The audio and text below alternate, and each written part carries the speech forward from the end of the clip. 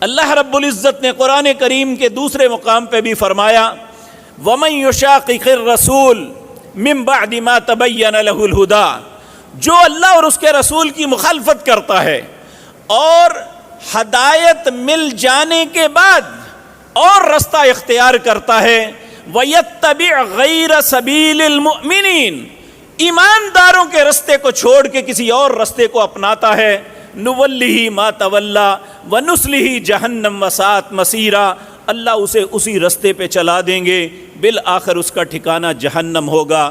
اللہ ہم سب کو اپنی پناہ میں رکھے۔